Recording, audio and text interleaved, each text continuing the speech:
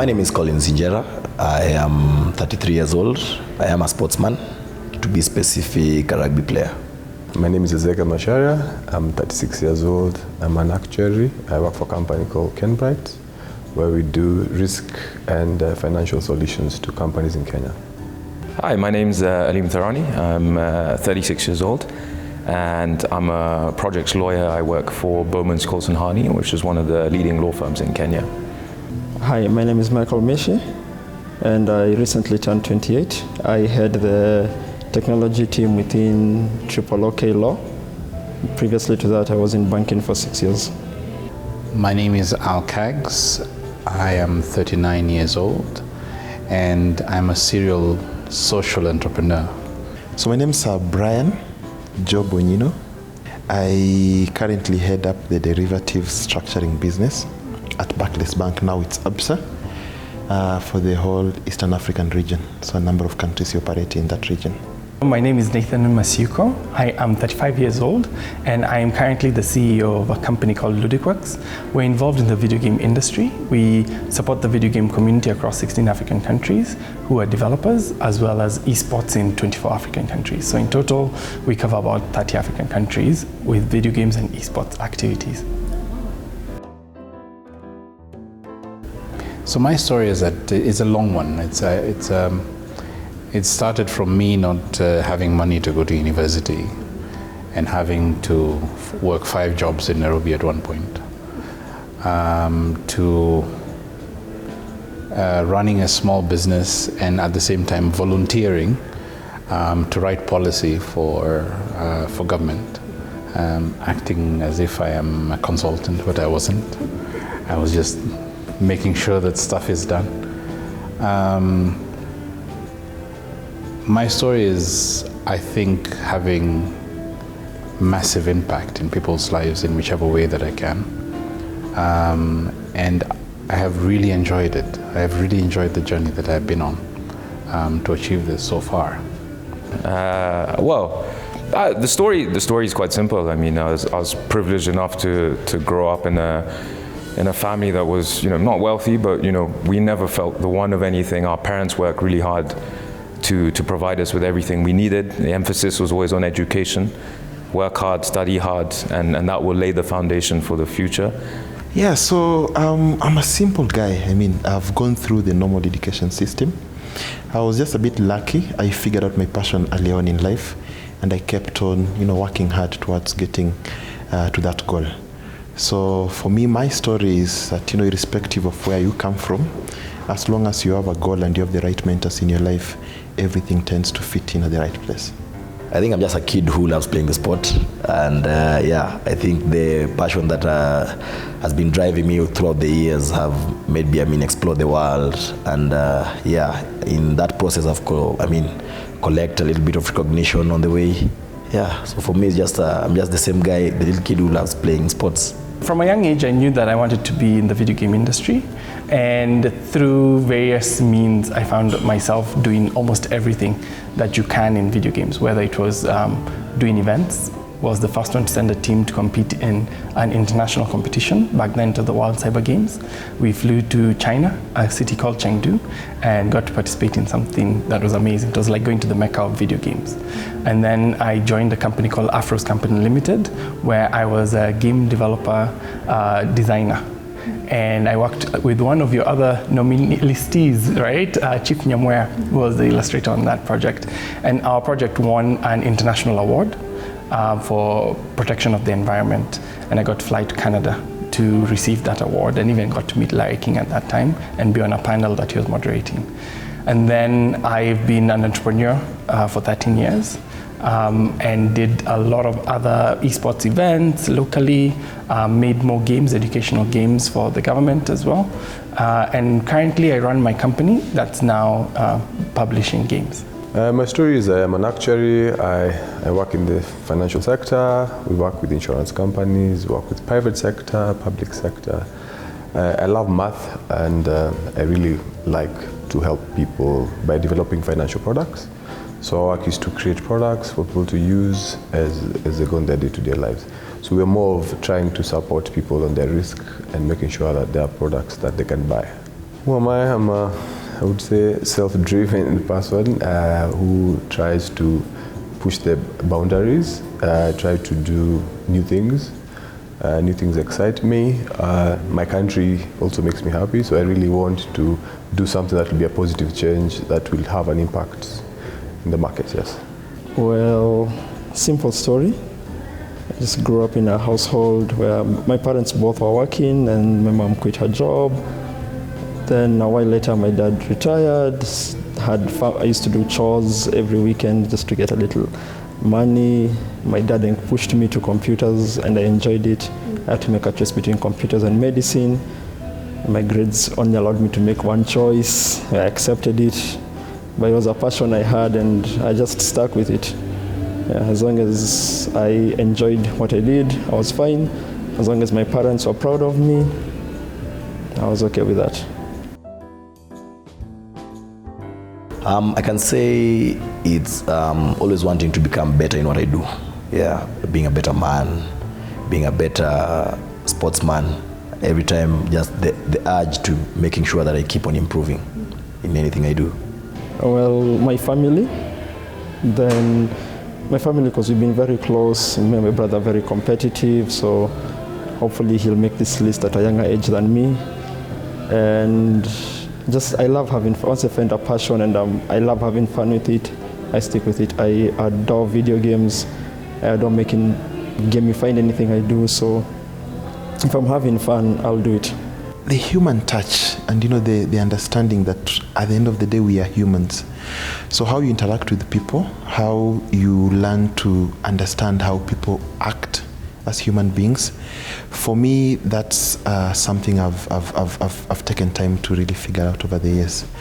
So for me, the whole understanding that at the end of the day, you can make an impact to someone's life in whatever small way tends to drive me, and that replicates across everything I do in my day-to-day work. I think the one thing I think of when I pursue my dream is that if I don't do it, who else will? The vision I have is unique to myself, and though there are many people who feel as passionate about the video game industry as I do, they might not be able to bring out the vision the way I would.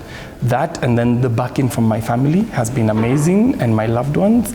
My life partner Joyce has been amazing and supportive for me, and has helped me overcome some really hard periods of time. Being an entrepreneur and a founder, you can have some really dark moments, and so it's good to have that support structure that keeps you going even when you want to quit. In terms of heroes, my dad, my uncle Nasher, my older brother Ali, and my mum. My mum as well. My mum's been a very important part of my life, growing up, providing a lot of support in different ways to my dad. And now, more recently, my wife's been a great support. So I've been blessed to have really good mentors, really good role models, and a really strong family to support me, and I think that's been key to success. I think the biggest heroes are the mentors that I have found along the way. I have found mentors like Paul Kukubo, who was at the Kenya ICT board at one point. I have found Bitangi Ndemo at the Ministry of Information. I found Jane Delori, who used to run a company called Research Solutions.